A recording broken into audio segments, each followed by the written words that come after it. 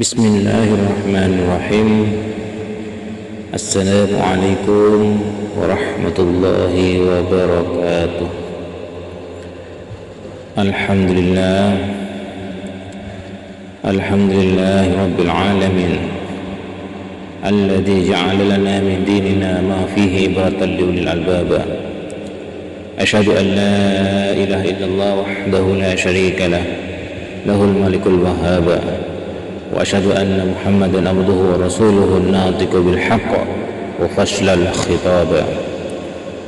اللهم صل وسلم على سيدنا محمد وعلى آله وأصحابه الأخيار صلاة وسلاما دائمين وسلم تسليما كثيرا. أما بعد. Saudara-saudaraku, Alhamdulillahirabbil alamin. Kajian hari ini tentang mukmin harus kuat. Saudaraku yang dimuliakan oleh Allah Subhanahu wa taala, mukmin yang kuat lebih disukai Allah dan lebih baik ketimbang mukmin yang lemah. Saudaraku, kuat bisa bermacam-macam. Kuat badan, kuat ekonomi, kuat kedudukan, kuat mental dan lain-lain yang dapat diperbandingkan dengan yang lain, saudaraku. Kuat secara sendiri-sendiri atau kuat secara bersama-sama, saudaraku, menurut sunnah Allah Subhanahu wa taala, seorang menjadi kuat ditentukan oleh faktor penunjang. Kuat badan ditunjang oleh kekeran dan sempurnanya susunan tubuh. Itu juga ditentukan oleh gizi. Kuat ekonomi ditunjang oleh harta yang dihasilkan oleh kerja keras penuh perhitungan, saudaraku. Kuat kedudukan ditunjang oleh kelebihan yang dimiliki, ilmu, akhlak, dan cara mainnya, saudaraku. Saudaraku, kuat mental karena iman dan kepercayaan. Kalau kuat mental itu karena iman dan kepercayaan kepada diri sendiri, dan seterusnya, saudaraku. Jadi sebelum seorang mukmin menjadi kuat, dia harus siap dengan faktor penunjang, yaitu faktor penunjang kekuatan itu sendiri. Maka dia akan lebih disukai dan lebih baik di sisi Allah Subhanahu wa taala. Saudaraku yang dimuliakan oleh Allah Subhanahu wa taala, yang harus dijaga setelah seseorang mukmin menjadi kuat ialah jangan sekali-kali takabur, saudaraku. Sombong, congkak. Sebab harus diingat, saudaraku, segala yang baik itu ada yang lebih baik, ada pula yang paling baik, saudaraku. Orang mukmin harus dinamis. Kalau dia telah mencapai prestasi baik, di atasnya masih ada yang lebih baik lagi, saudaraku. Begitu seterusnya secara tasalsul atau sambung menyambung.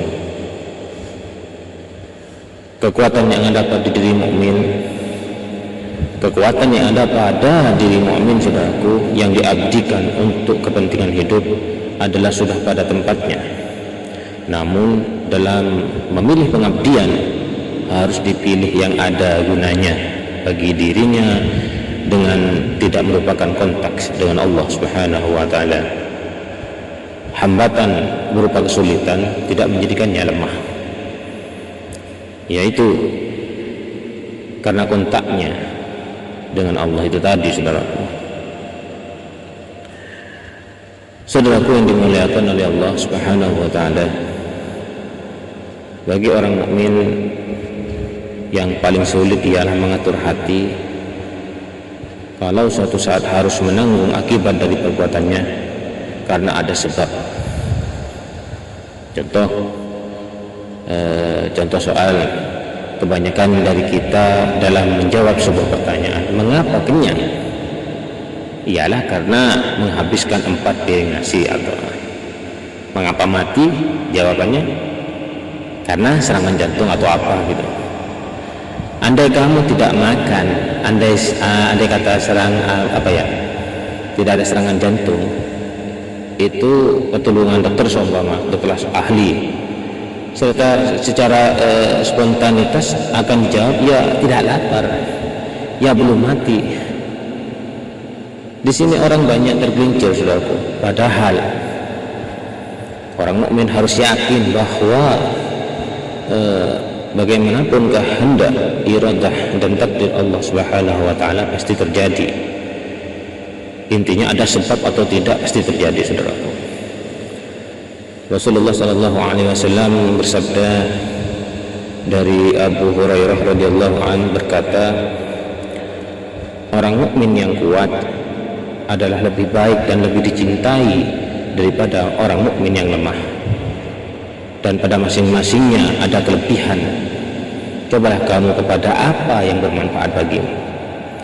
Mohonkanlah pertolongan kepada Allah, dan janganlah kamu katakan seandainya saya berbuat begini maka begini.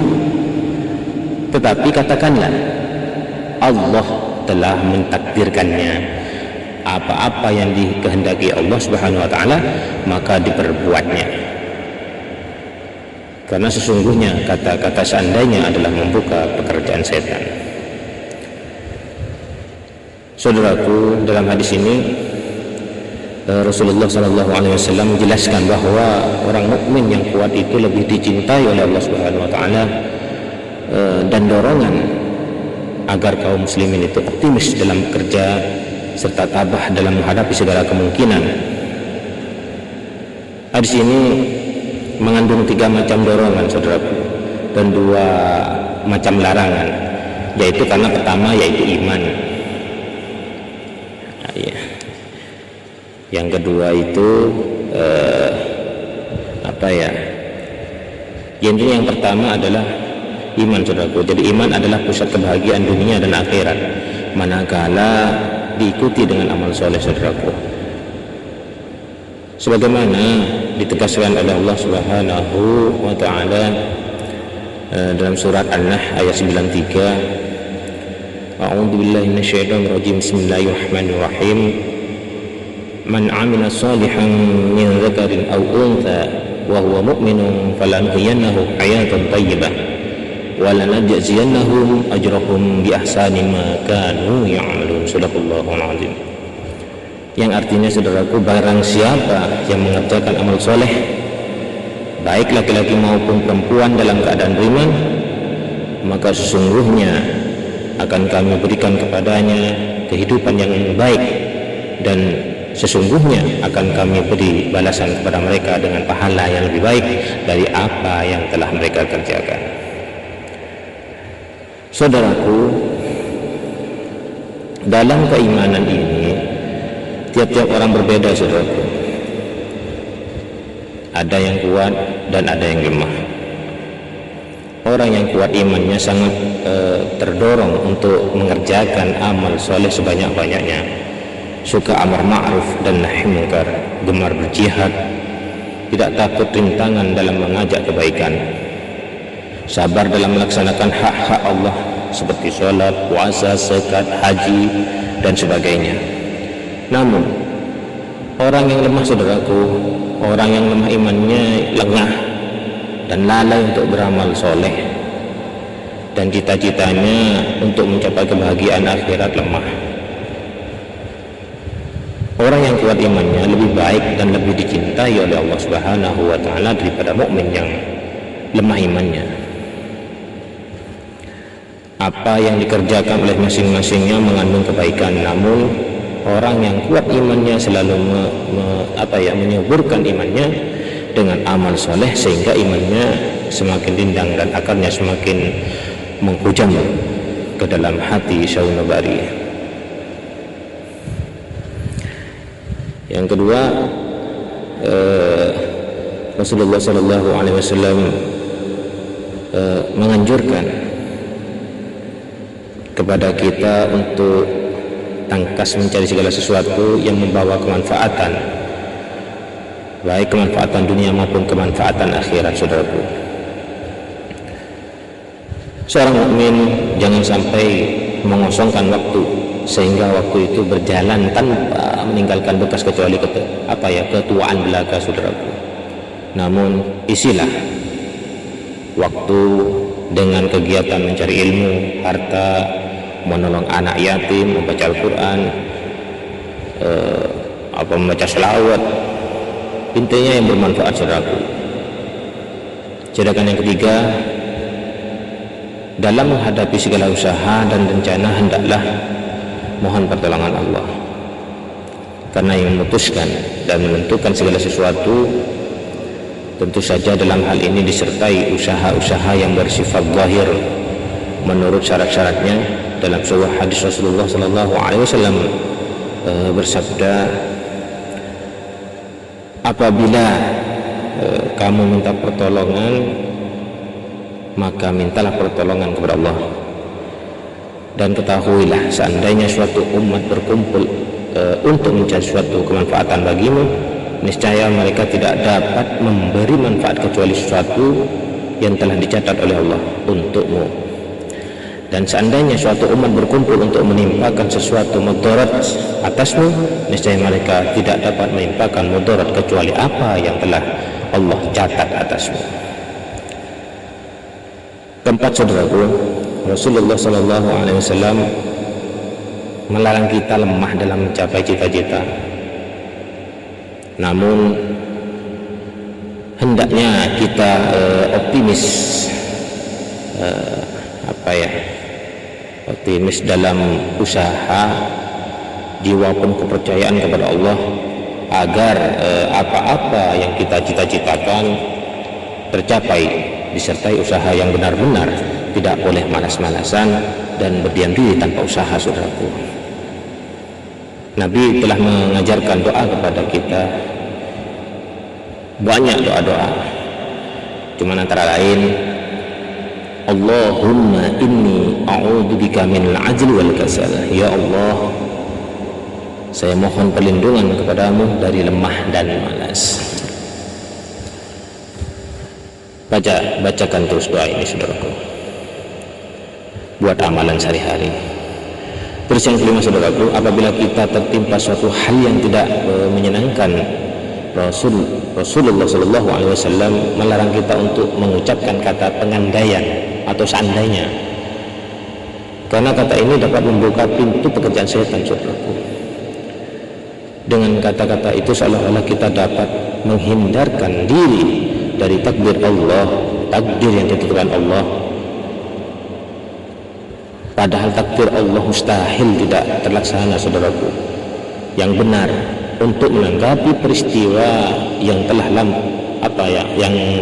lalu, kita katakan Allah telah mentakdirkannya, dan apa-apa yang dikehendaki Allah Subhanahu wa taala niscaya diperbuatnya.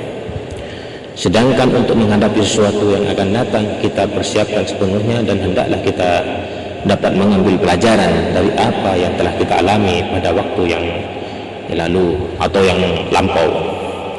Jangan sampai kita terperosok dua kali dalam satu lubang, saudaraku. Oleh karenanya, hendaklah jangan sampai kita melakukan sebab-sebab yang mengakibatkan kegagalan, saudaraku. Terakhir, saudaraku, secara keseluruhan hadis ini menganjurkan agar orang beriman tidak berhenti berjuang amar ma'ruf nahi mungkar, dan bersabar apabila di suatu saat kesandung awal masalah. Jadi tidak dianggap benar. Orang mukmin yang malas lebih suka enak saja, menunda-nunda urusan dan memulangkan semua yang terjadi kegagalan atau keberhasilan kepada pengandaian. Pengandaian adalah laku orang munafik, berlaku pada orang munafik, saudaraku. Berjuang amar ma'ruf dan nahi mungkar dengan segala akibatnya adalah perintah Allah Subhanahu wa taala. Meskipun sedapat-dapatnya diikhtiarkan kemungkinan menimpanya bahaya disebabkan oleh kesalahan langkah, boleh dihindari. Tetapi apabila sudah menimpa, itu bukan karena akibat dari melaksanakan perintah, namun adalah takdir dari Allah Subhanahu wa ta'ala semata. Ingat, jangan mengatakan seandainya, karena seandainya adalah kesukaan setan. Rasulullah bersabda, jadi membuka pintu pekerjaan setan. Ya, demikian saudaraku. Ya, biarpun singkat seperti biasa, semoga bermanfaat saudaraku. Kurang lebihnya saya mohon maaf. Akhirul kalam, assalamualaikum warahmatullahi wabarakatuh.